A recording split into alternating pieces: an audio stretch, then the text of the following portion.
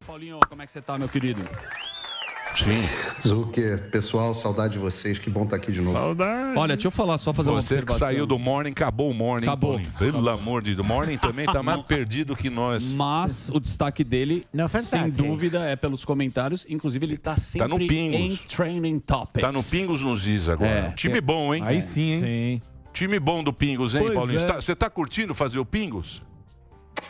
Eu curto muito, né? É um programa político mais importante do Brasil, assim, mas eu tenho. O negócio dos pingos é que eu tenho um aspecto meio zoeiro que não aparece nos pingos, né? Aí eu tenho que fazer pelo menos o pânico de vez em quando, senão as pessoas vão ficar achando que eu sou um cara sério, que eu sou um cara sisudo e tudo mais. Então, no Morning dava para conversar coisas mais descontraídas, de cultura, etc.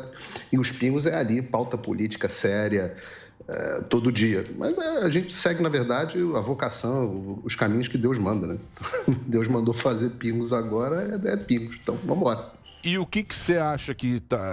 O que você acha que vai acontecer aí da... Tá meio esquisito, né? Turbulento. Todo mundo tá sentindo um cheiro estranho no ar, né? Tá. Todo mundo. Não Ninguém fui eu. sabe o que vai acontecer. O que ontem... Essa questão de trending topics no Twitter e tudo mais, e vocês me interrompem porque eu falo pra caramba, né? Mas essa questão de trending topics no Twitter, eu na véspera tava tendo trending topics no Twitter sendo chamado de vilão porque tava tirando a esperança do povo, como se meu trabalho fosse dar esperança para as pessoas.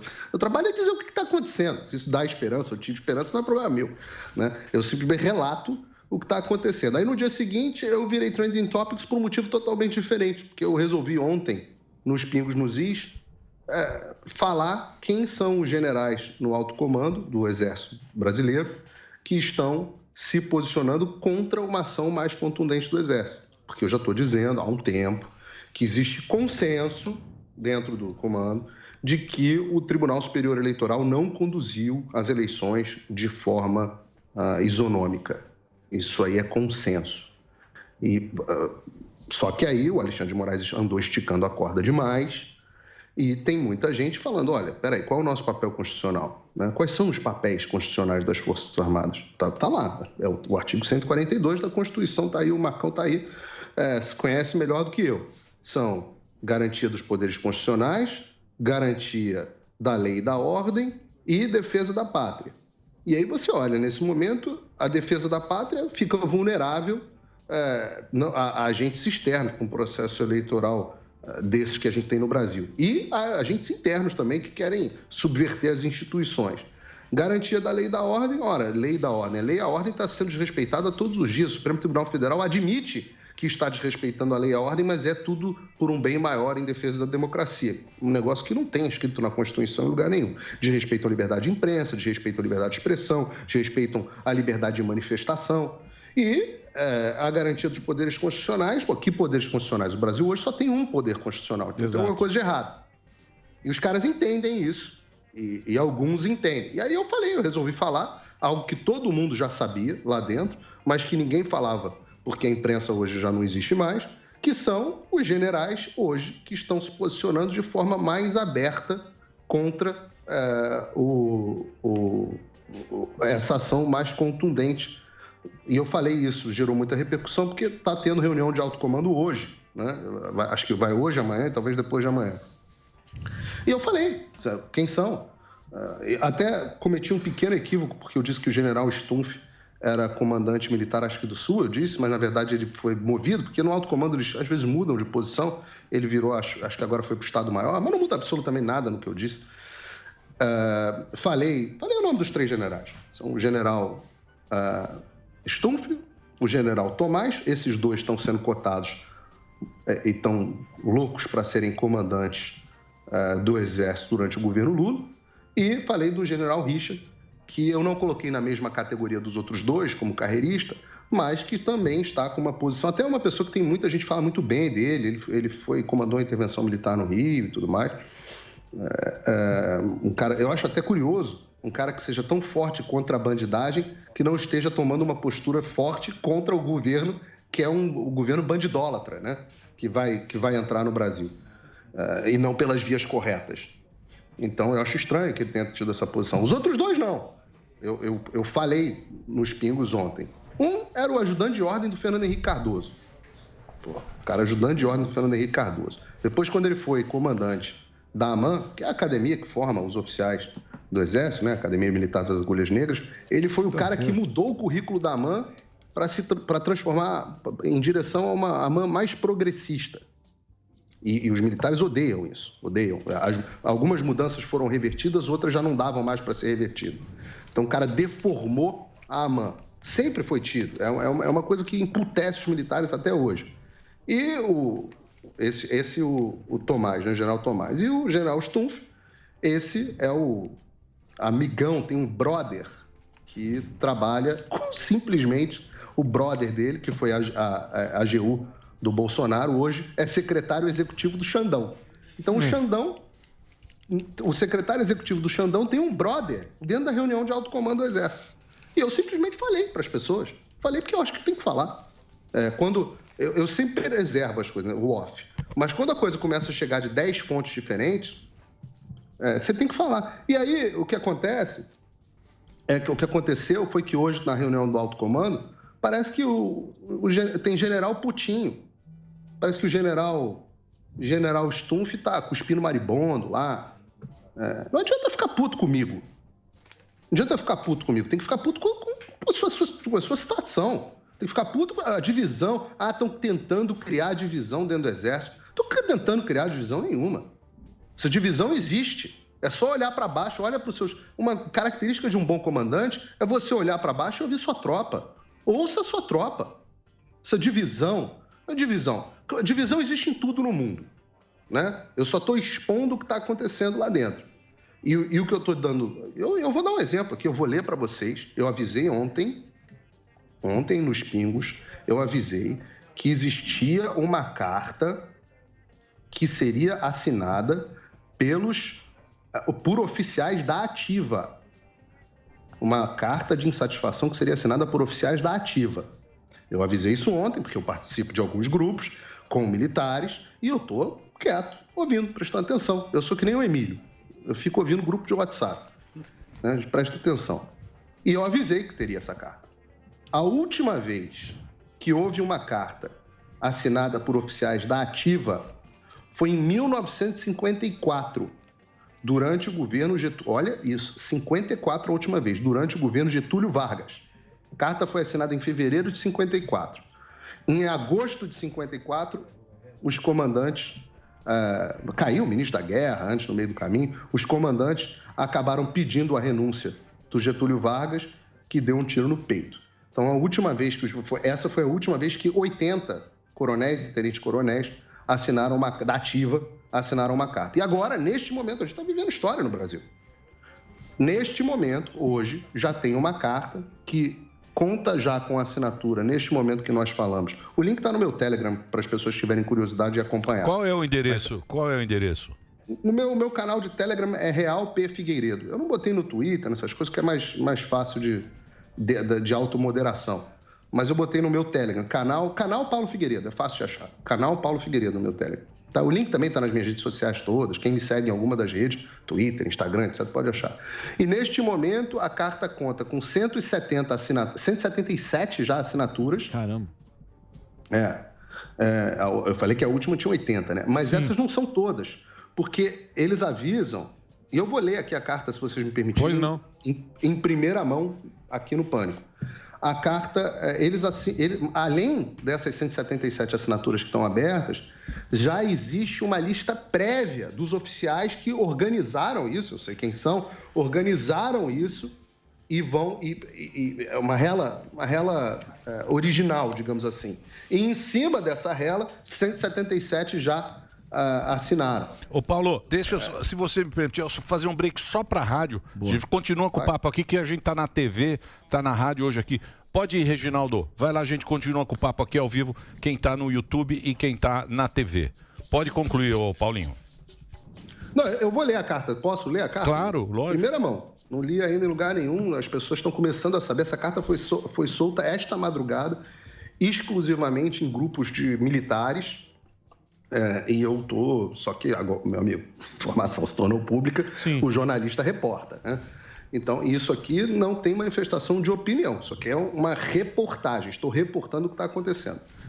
Carta dos oficiais superiores da ativa ao comandante do Exército Brasileiro. E isso chama atenção, porque ela não é uma carta aberta, não é uma carta à sociedade, ela é uma carta dos oficiais aos seus comandantes, né, ao comando, como preza a hierarquia militar. E eles dizem aqui, ó, Brasil, 28 de novembro de 2022, ou seja, a carta saiu ontem à noite.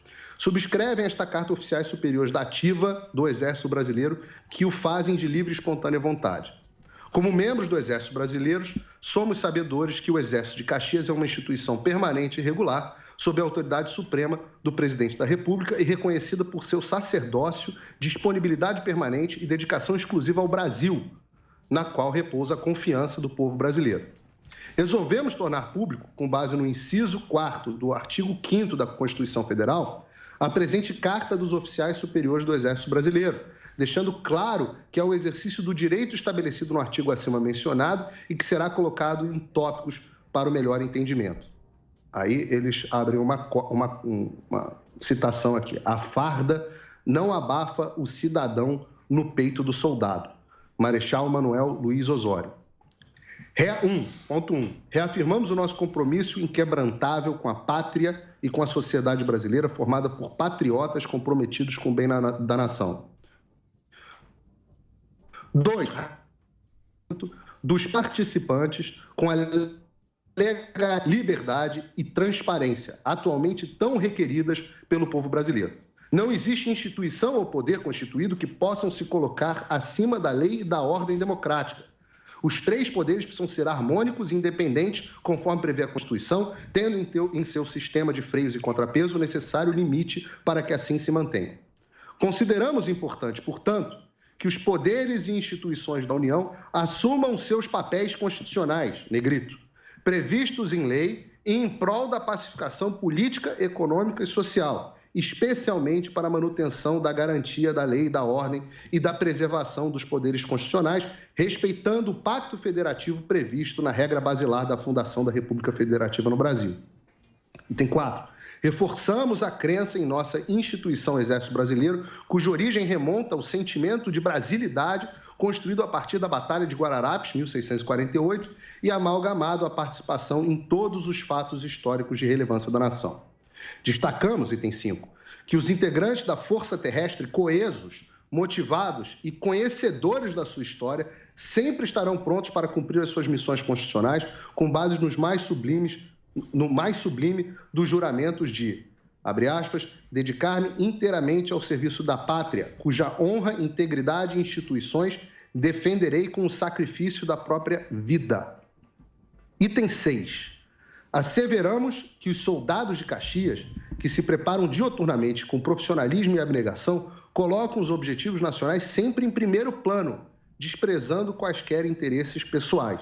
E aqui eu acho que isso é uma pancada em certos comandantes carreiristas. Isso já é uma opinião e uma leitura minha.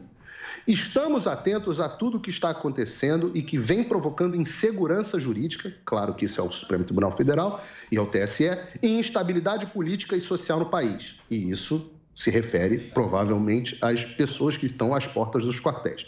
Ademais, preocupa-nos a falta de imparcialidade na narrativa dos fatos e na divulgação de dados por parte de diversos veículos de comunicação. Isso é para vocês, coleguinhas, que estão em casa, mais fazendo propaganda política do PT e da ordem do establishment que vocês querem reestabelecer do que fazendo jornalismo. Aí eles botam aqui em negrito.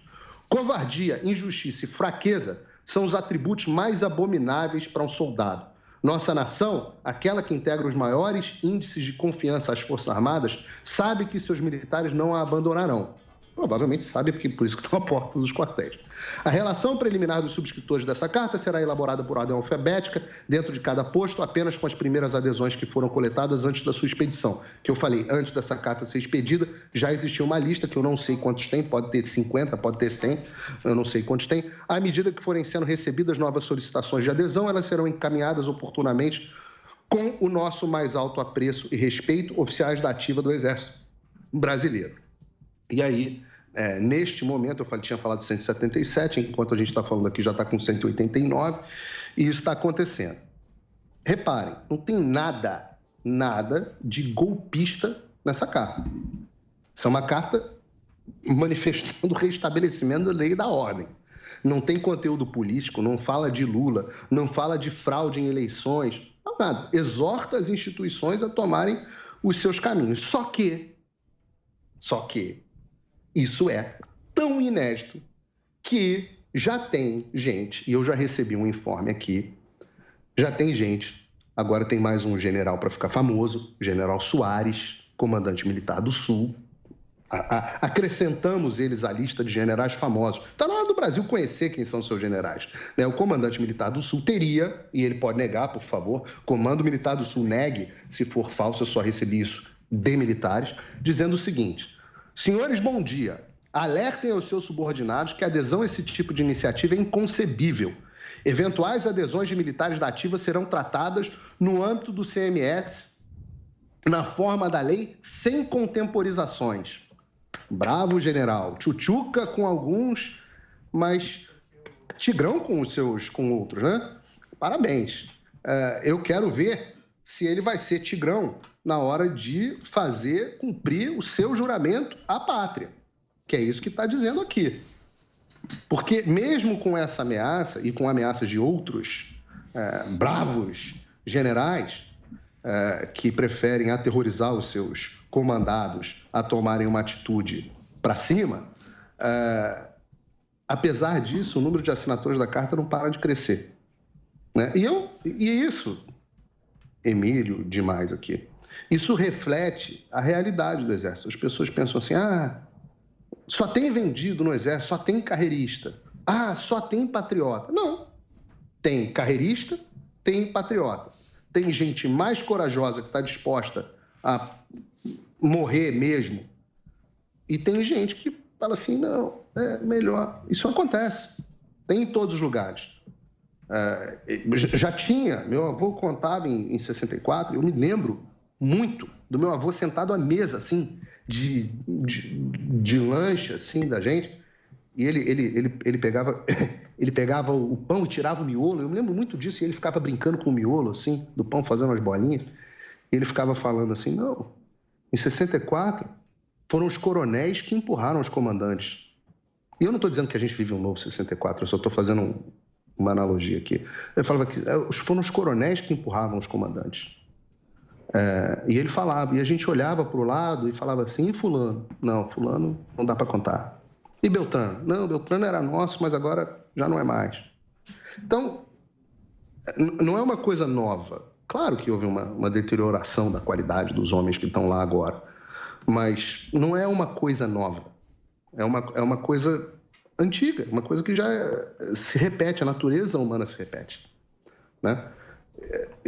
Eu sempre digo, e repeti ontem, eu sempre cito o Evangelho de Mateus, que diz o seguinte: ninguém pode servir a dois senhores, porque há de amar um e há de desprezar outro. Então, esses comandantes do Exército têm que decidir. Eles servem ao Brasil, ao povo brasileiro, ou servem ao establishment brasileiro? Mas você não acha que a saída disso aí vai ser política mesmo, ô Paulo? Eu acho que vai ser política essa saída, não tem outra maneira. Emílio, as pessoas às vezes falam assim, isso não adianta, o que isso vai causar? Eu não vejo nunca a história se movimentar de forma linear. Ação tal causa consequência tal. Geralmente as forças da história, elas agem de forma muito dispersas. Uma coisa aqui tem um efeito que a gente não esperava, aí vem uma outra pressão daqui, aí vem uma outra pressão daqui, e a sociedade vai formando um consenso em uma determinada direção. E eu espero que a saída seja política. Eu tendo nessa carta uma exortação para que a saída política aconteça, mas eu, Paulo, não vejo mais, desde o momento em que o Alexandre de Moraes rejeitou, da forma que rejeitou, um pedido legítimo, embasado, técnico, feito ao tribunal, e rejeitou ameaçando, rejeitou cuspindo na cara, desde que ele não respondeu às indagações feitas pelos militares em relação ao sistema eleitoral brasileiro, eu não vejo mais saída institucional para o Brasil. Sim. O que, para mim, pessoalmente, Paulo, é uma desgraça. Você para pensar, Emílio.